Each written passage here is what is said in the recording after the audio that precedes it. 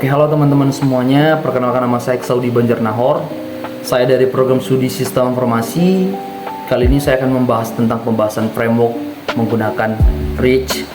Di sini sebelumnya saya menggunakan framework menggunakan Laravel, tapi sekarang saya menggunakan framework lanjutan menggunakan Rich. Rich itu apa? Rich itu merupakan library JavaScript. Makanya dia disebut dengan React.js. Dia sering digunakan untuk membangun antarmuka pengguna UI karena dia dinamis dan interaktif.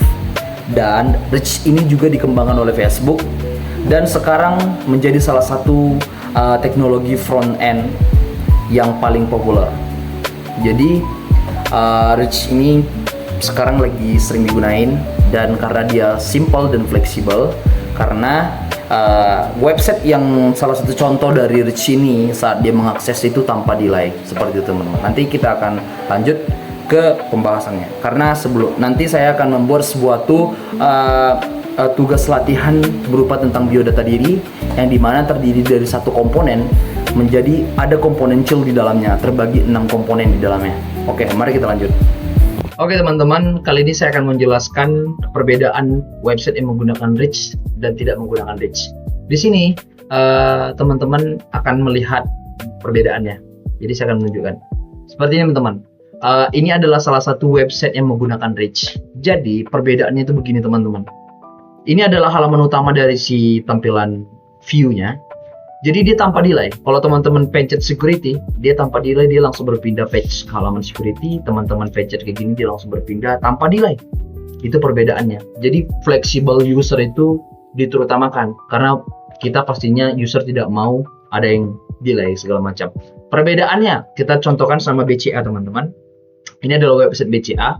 Teman-teman bisa lihat saat kita klik ke individu, dia bakalan refresh untuk kembali ke halaman individu, halaman utamanya.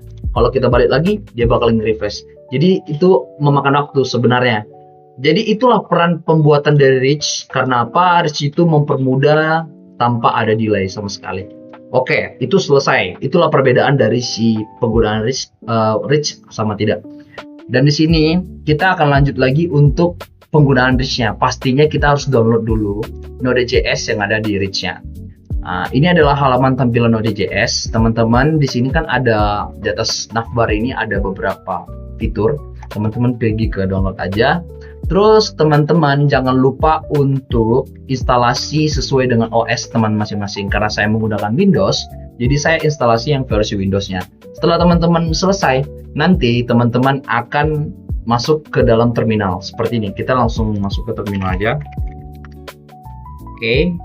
Kita sudah masuk ke terminal saya. Di sini kita akan coba cek. Saya lupa pula codingnya apa. Di sini ada di teman-teman. Node minv sama node. Node minv npm minv. Oke teman-teman. Artinya kalau dia sudah keluar versi dan apapun yang keluar saat kita menjalankan sintaks ini, berarti node kita sama npm kita sudah berjalan dengan baik. Nah, jadi sekarang kita akan melakukan pembuatan file project, teman-teman. Jadi teman-teman bebas buat file projectnya itu di data C ataupun di data D, bebas terserah teman-teman bagaimana nyamannya teman-teman.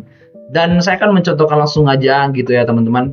Karena di sini saya sebelumnya kita buatnya di data C aja teman-teman ya. Saya buat dulu mkdir, saya buat suatu folder baru. Mkdir mbm React. Oke, ini sudah jadi. Terus kita akan langsung buat satu folder baru. Ini kodenya teman-teman, ini perintahnya. Jadi di sini ada impian create. Terus di bagian sini teman-teman sesuaikan dengan nama teman. Saya akan buat namanya UYT. UI. Ini hanya sekedar teman-teman ya. Saya akan mengajar teman-teman untuk cara buatnya. Teman-teman enter saja. Nah, di sini ada beberapa pilihan. Teman-teman pilih yang bagian Rich. Setelah itu teman-teman ini pilih yang JavaScript. Terus yes-kan aja. Setelah itu, jadi teman-teman, Rich ini dia lebih simpel daripada framework Laravel gitu menurut saya. Nah, di sini langsung nampak ada Vt v80. Artinya reach kita ini sudah bisa kita akses di localhost. Teman-teman bisa klik aja nih. Oke, dia langsung jadi. Nih, UAPP yang sudah kita buat. Inilah tampilan awal dari si reach-nya. Jadi seperti itu teman-teman. Nah, jadi kita tidak akan membuka project ini. Jadi cara nanti mengecek ini biar keluar, kita nanti menggunakan terminal si Visual Code. Jadi cara ngeceknya itu npm run dev seperti itu teman-teman. Jadi kita tidak menggunakan folder ini karena saya sudah punya folder utama yang akan saya pakai satu semester ini. Oke teman-teman. Jadi ini adalah folder saya, folder utama saya. Di sini saya juga buat latihan.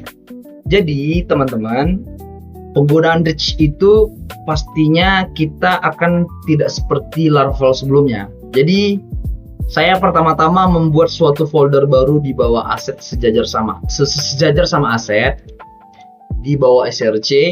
Saya buat yang namanya folder komponen. Jadi di dalam reach itu ada namanya komponen utama. Komponen utama itu adalah ini teman-teman, komponen utama saya. Di dalam komponen utama ini, inilah yang akan memanggil komponen-komponen kecil lainnya. Jadi kita tinggal buat function baru aja. Seperti ini teman-teman. Kan ada class name, row, nama, name, tanggal lahir. Ini adalah komponen-komponen kecilnya di dalam satu komponen utama. Jadi inilah yang akan berperan untuk, kalau bahasanya dibilang dia menjadi komponen satuan dari mereka semua gitu. Jadi kita lihat langsung aja, misalnya kayak di alamat ini. Saya akan membuat suatu function alamat dengan mereturn alamatnya.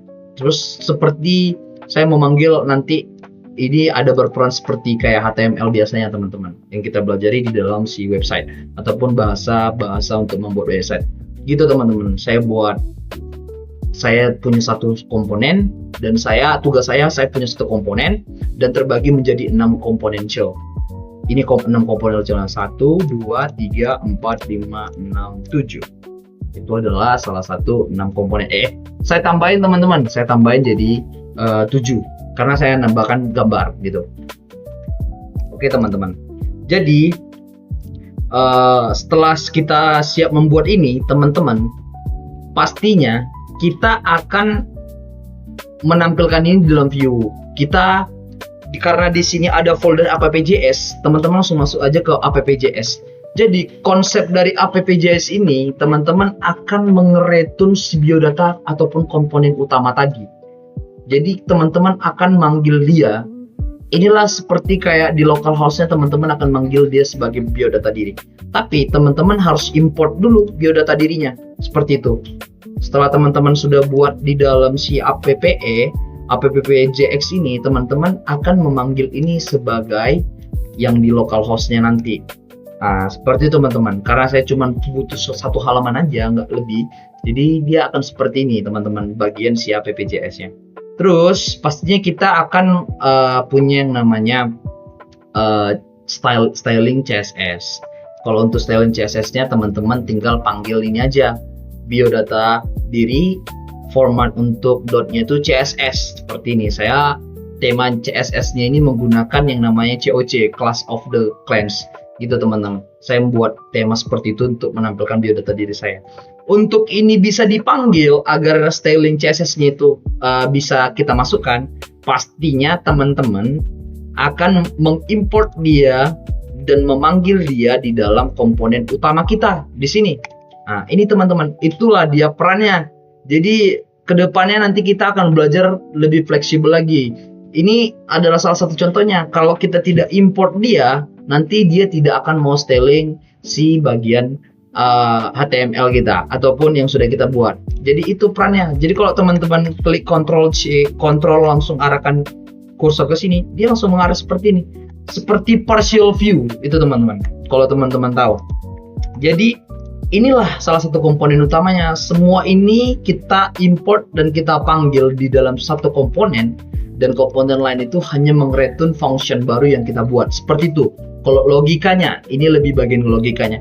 Kalau di app.js ini adalah salah satu untuk kita ada dia salah satu lagi teman-teman kedepannya bakalan, kalau misalnya ada beberapa halaman, Jadi komponennya itu bisa berpindah dan kita atur tata letak halamannya dan kita manggil di dalam localhost-nya. Seperti itu teman-teman. Jadi teman-teman, kita akan menampilkan file kita tadi ataupun hasil yang kita buat dari biodata tadi, cara kita memanggilnya. Oke. Kita buka namanya, kita ketik di jalan terminal kita npm seperti ini. Terus teman-teman buka yang localhost-nya tadi. Ini sepertinya ada error teman-teman. Di sini bisa kebaca langsung dari si apanya, dan di sini lebih detailnya, lebih gampang kita lihatnya. Di sini ada error, katanya versi errornya ultimate string dari letak filenya di src komponen image. Oh, berarti kita salah di file image. Kita coba tengok image kita di sini apa yang error. Oh, ini teman-teman. Di bagian si src-nya dia harus menggunakan petik 2 teman-teman. Jadi mungkin seharusnya ini nggak bisa. Petik 2 dan di sini coba kita refresh. Ini teman-teman adalah hasil dari pembuatan salah satu komponen biodata diri. Jadi ini adalah namanya komponen utama. Ini satu komponen yang saya bilang itu child komponennya, itu ini teman, yang child komponennya. Jadi satu komponen tapi terbagi beberapa komponen. Oke, teman-teman, kurang lebih seperti itu dalam pembuatannya. Dan juga saya mau menjelaskan teman-teman, nanti untuk bagian foto ini pastinya kita akan memanggil dong, ya kan? Memanggil di sini. Tadi kita kan salah di sini karena ada titik 1. Jadi teman-teman harus upload fotonya dulu di dalam public. Terus aku di sini buat salah satu folder baru namanya img. Teman-teman buat di sini salah satu foldernya, filenya letakkan di sini. Ini foto saya tadi yang saya mau panggil. Terus teman-teman tinggal buat function untuk memanggil si foto tadi dengan image baru nama filenya. Jadi teman-teman gak usah menggunakan public lagi karena dia bakalan tahu letak file folder dari si fotonya di mana. Terus di sini kita buat ada styling besarnya, dari width sama height-nya kita mengatur sendiri. Kita tuh bebas dengan sendiri. Dan itu yang saya bilang tadi, di sini saya menggunakan yang namanya seperti portofolio saya, biodata diri saya, menggunakan styling dari COC ataupun game Clash of Clans. Ini dia saya stylingnya, bagian apanya, style CSS-nya. Dan ini tadi juga tetap dia diatur di sini. Ini komponen utama kita tadi. Jadi kita import si CSS-nya, kita import image-nya, no HP, ini semua kita import biar supaya bisa dijalankan dalam satu komponen dan terbagi beberapa komponen itu yang ini tadi. Itu teman-teman. Oke, kurang lebih seperti itu dalam pembahasan Bridge dan cara penggunaannya. Dan ini salah satu contoh pembuatan, bagaimana melakukan pembuatan satu komponen di dalam komponen atau disebut dengan child komponen. Oke, jadi teman-teman, karena kita sebelumnya sudah melakukan codingan dari tadi, dari Bridge-nya, dari kita buat biodata, dari kita buat komponen biodata, segala macam dari biodata diri kita. Pastinya kita mau masukkan juga ini ke dalam si GitHub. Pastinya kalau teman-teman mau masukkan ini dalam si GitHub, teman-teman harus punya akun GitHub-nya dulu. Seperti ini, saya sudah punya repo baru.